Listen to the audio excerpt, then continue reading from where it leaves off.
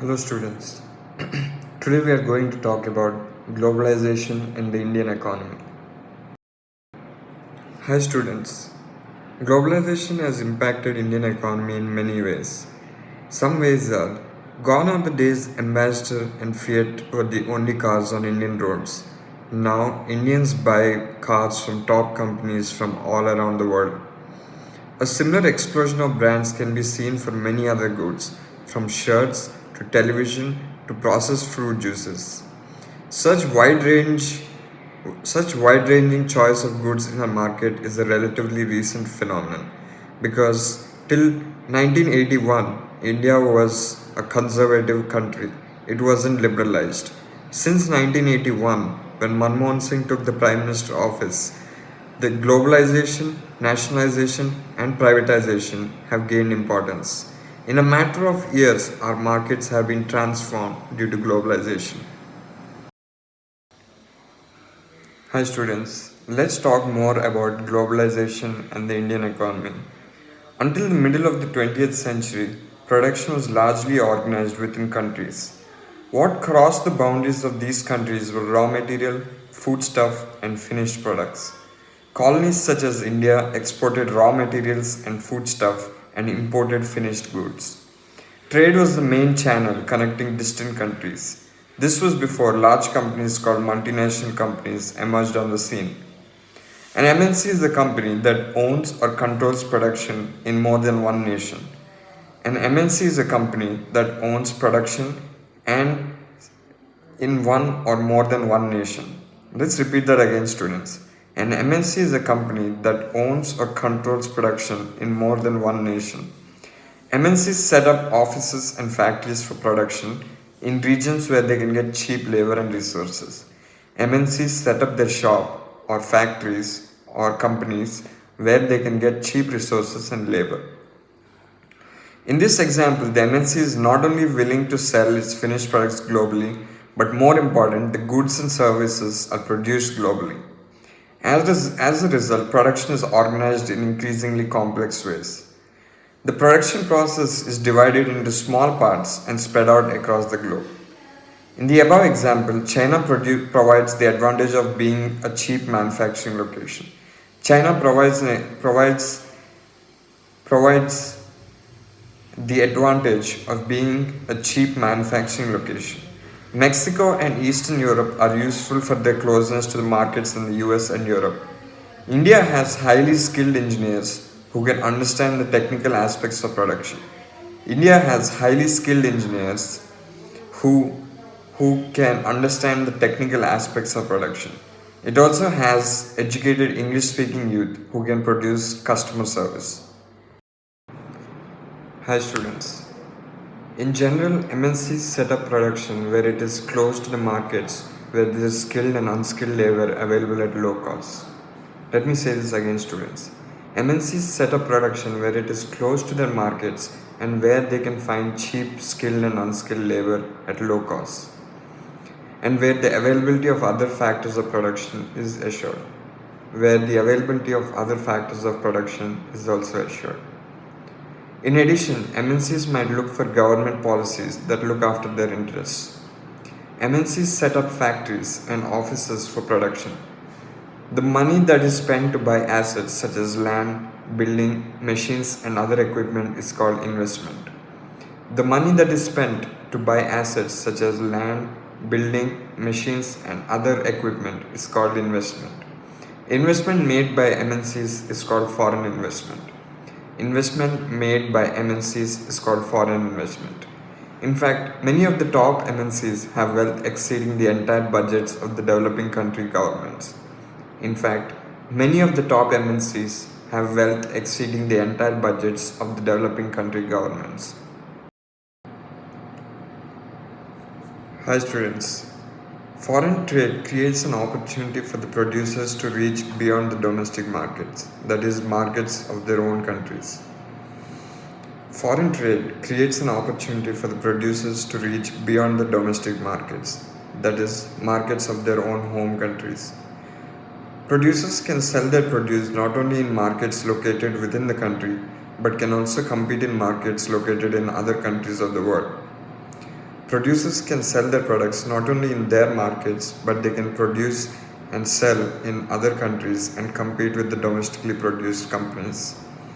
Similarly, for the buyers, import of goods produced in another country is one way of expanding the choice of goods beyond what is domestically produced. Similarly, for the buyers, import of goods produced in another country is one way of expanding the choice of goods beyond what is domestically produced. Chinese manufacturers learn a lot of opportunity to export toys to India. Chinese manufacturers learn of an opportunity to export toys to India, where toys are sold at a high price. They start exporting plastic toys to India. Buyers in India now have an option of choosing between Indian and the Chinese toys. Because of the cheaper prices and new designs, Chinese toys have become popular in the Indian market. Within a year, 70 to 80% of the toy shops have been replaced by Chinese toys. Toys are now cheaper in the Indian market. What is happening here, students? As a result of trade, Chinese toys come into Indian markets. In the competition between Indian toys and Chinese toys prove better. Indian buyers have a greater choice of toys and at lower prices. For the Chinese toy makers, this provides an opportunity to expand business. The opposite is true for Indian toy makers. They face losses as the toys are selling much less. Let's talk more about globalization. Globalization is the process of rapid integration or interconnection between countries. MNCs are playing a major role in the globalization process. MNCs are playing a huge role in the process of globalization. More and more goods and services, investments, and technology are moving between countries. More and more goods, services, investments, and technology are moving between countries.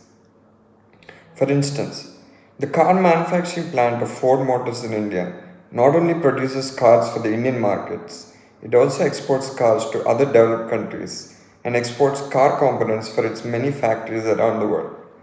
Foreign trade thus results in connecting the markets or integration of market in different countries. Let's say this again, students. Thus, foreign trade thus results in connecting the markets or integration of markets in different countries. Besides the movement of goods, services, investments, and technology, there is one more way in which the countries can be more connected. This is through the movement of people between countries. Besides movement of goods and services, investment and technology, there is another way countries can be connected, that is through movement of people between borders. People usually move from one country in another country in search of better income, better jobs, or better education. There are two main factors that enable globalization. One is transfer of technology, and two, rapid development of internet and communication technology. There are two main factors that helped or that evolved the process of globalization. One is transfer of technology, and the second one is development in information and communication technology. Rapid improvements in technology has been one major factor that has stimulated the globalization process. Rapid improvement in technology has been one major factor that has stimulated the globalization process. Even more remarkable have been the developments in information and communication technology. Even more remarkable have been the developments in information and communication technology. In recent times, technology in the areas of telecommunications, computers, internet has been changing rapidly. Telecommunication facilities are used to contact one around the world to access information instantly and to communicate from remote areas. These days, the information and communication technology has improved a lot such that emails can be sent within seconds and voice calls can be placed across the globe in seconds, making the transfer of information and technology easy, convenient, and faster. Good morning, students. Today we'll be talking about trade barriers. What are trade barriers, students? Trade barriers are government induced restrictions on foreign trade. What are trade barriers, students? Trade barriers are government-induced restrictions on foreign trade. Let us return to the example of imports of Chinese toys in India.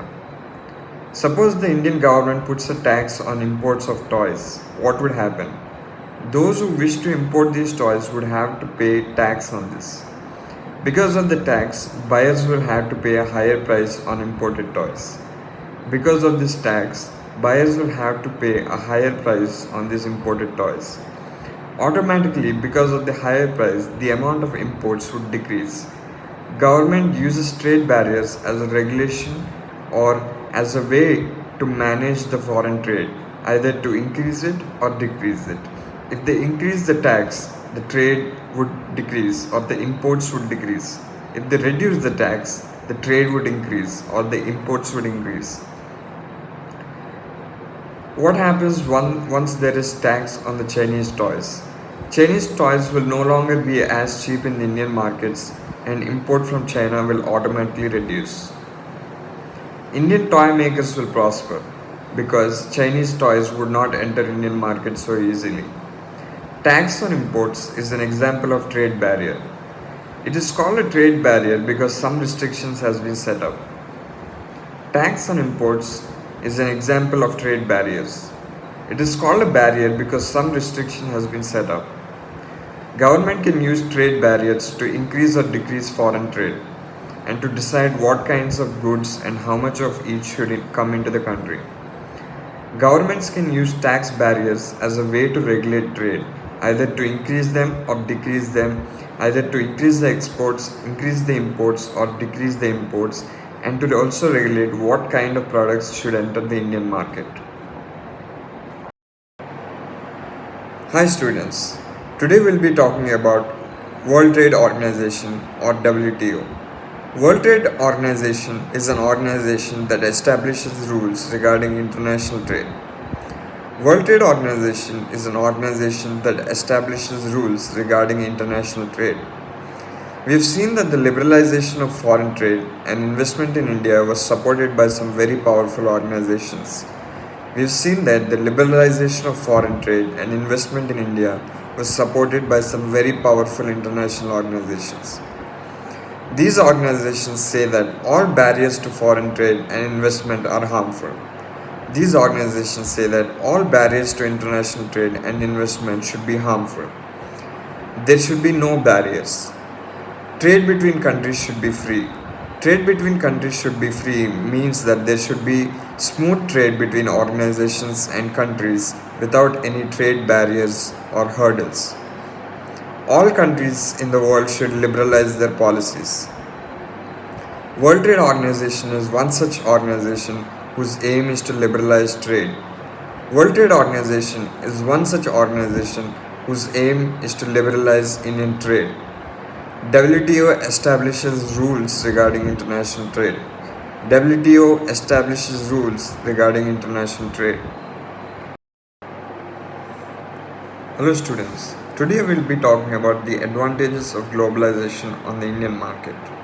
Because of globalization, there has been increase in the number of products, number of goods and number of services available in the Indian market. Due to globalization, the consumers now have a higher standard of living as they have access to wide variety of goods of improved quality at a cheaper price. Globalization and greater competition among producers, both local and foreign producers, has been of advantage to consumers, particularly the well-off sections in the urban areas. There is greater choice before the consumers who now enjoyed improved quality and lower prices for several products. As a result, these people today enjoy much higher standards of living than was possible earlier.